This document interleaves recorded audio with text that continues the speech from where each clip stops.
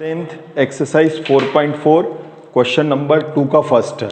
बच्चों question exam में इस तरह से लिखा हुआ आता है, थोड़ा सा मैंने चेंज करके लिखा है। आजकल इस तरह से पूछते हैं तो आप लोगों को इस तरह से आदत डाल देनी है। और बहुत बहुत इंपॉर्टेंट क्वेश्चन है, बहुत बहुत इंपॉर्टेंट क्वेश्चन है, बहुत ध्यान से देखना।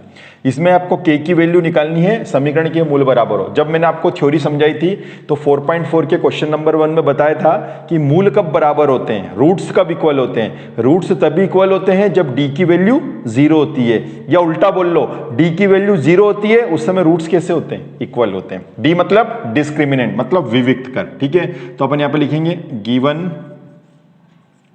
इक्वेशन इज, मतलब दी गई समीकरण है, हाँ लिख लो, 2x² plus kx plus 3 equal 0। ठीक है, ये दी गई इक्वेशन है। ठीक है, इसको अपन कंपेयर कर लेते हैं। ठीक है, कंपेयर फ्रॉम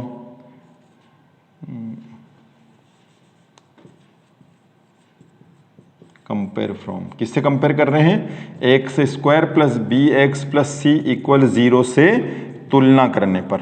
चलिए इनसे तुलना करते हैं अपन। तो तुलना करने पर क्या आएगा, a की वैल्यू आ जाएगी 2, b की वैल्यू आ जाएगी k, ये देखो a की वैल्यू 2, b की वैल्यू k और c की वैल्यू आ जाएगी 3। बच्चों abc की वैल्यू आ गई। अच्छा, अब उसने जो कंडीशन दे रखी है वो देखो, ये लाइन, इस पे गौर करो, मूल बराबर हैं, रूट्स इक्वल हैं। तो रूट्स इक्वल है, इस पर ध्यान लगाओ। तो यहां पर लिखना पड़ेगा मूल बराबर होने का प्रतिबंध, माने कंडीशन है, मूल बराबर होने का प्रतिबंध है, condition for equal roots, condition for equal roots. अगर रूट्स इक्वल हैं तो उसकी कंडीशन क्या है, उसकी कंडीशन है d इक्वल 0। अब आप बताओगे d कौन है, तो d है भाई साहब b² माइनस 4ac 0। d की क्या वैल्यू होती है, d मतलब डिस्क्रिमिनेंट, विविक्त कर, b² minus 4ac। Minus 4ac को इधर भगा दो, काय का हो जाएगा, 0 के इधर आएगा तो काय का हो जाएगा बच्चों, प्लस का हो जाएगा। तो ये माइनस का प्लस हो गया। ठीक है, अब अपने को वैल्यू रखनी है।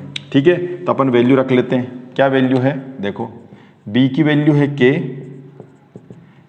a की वैल्यू है आपके 2, c की वैल्यू है 3। रख दिया। अब इसको सॉल्व कर लो, 4 दूनी 8 तियां 24, ये रख दिया साहब।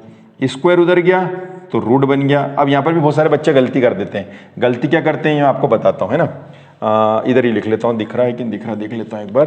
गलती ये होती है कि बहुत सारे बच्चे 24 का वर्गमूल 12 लिख के आ जाते हैं कि 24 का वर्गमूल 12 होता है। अरे 24 का आधा 12 होता है, 24 का स्क्वायर रूट तो निकलता ही नहीं पूरा पूरा, परफेक्ट स्क्वायर रूट तो होता ही नहीं है। तो फिर क्या करें, तो 24 के टुकड़े कर लेना, 2 दूनी 4 दूनी 8 तियां 24, 2 2 जा 4 2 जा 8 3 जा 24 हो गए। चलिए जोड़े से निकालो, जिनका जोड़ा बन रहा है उनको प्रेम से बुलाओ, आ जाओ भैया बाहर आ जाओ। अंदर क्या बचा, 2 और 3, अंदर 2 और 3 बचा, मतलब कितने हो गए, 6 हो गए। तो ये k की वैल्यू आई है 6। अब इसमें एक चीज का आपको और ध्यान रखना है, और वो चीज का ध्यान क्या बच्चे एग्जाम में नहीं रखते, वो चीज क्या है, इसलिए मैं उसको रेड पेन से लिखने जा रहा हूं। वो ये है कि जब भी आपने जोड़ा बनाया, रूट आया, तो रूट आने के बाद में यहां पर क्या लगेगा, प्लस माइनस, क्या लगेगा, प्लस माइनस। ये ध्यान रखना, इसका आधा नंबर कैंसिल हो जाता है, क्योंकि जोड़ा बना, जिसका जोड़ा नहीं बना वो अंदर है। अब कहोगे यार सर प्लस माइनस क्यों लगा, मन में क्वेश्चन आया कि सर प्लस माइनस क्यों लगा, क्योंकि देख मैं इसके लिए तेरे को एक एग्जांपल देता हूँ। हाँ यहीं पर दे देता हूँ, यहाँ पर दे देता हूँ। जैसे मैंने लिखा 25, तेरे से मैंने पूछा कि अरे 25 का वर्गमूल क्या होगा, स्क्वायर रूट क्या होगा, तो तू बोलेगा 5। पर आपको मालूम है कि जो भी संख्या होती है उसके 2 रूट्स होते हैं, जो भी क्वाड्रेटिक इक्वेशन होती है उसके कितने 2 रूट्स होते हैं, 2 होने चाहिए, है ना, मतलब 2 रूट्स होते हैं। सॉरी, इसको इससे कंपैरिजन मत करो। आप तो देखो 25 है, 25 का वर्गमूल क्या आएगा, 5। आपने बोला 5, पर मैं कहता हूं -5 भी होता है। बोले यार कैसे, सिद्ध करके बताओ। तो ये देख, +5 का तू वर्ग कर, अगर तू इसका वर्गमूल है, अगर तू इसका वर्गमूल है तो 25 आ जाएगा। 5 का वर्ग कर, कितना आ गया, 25।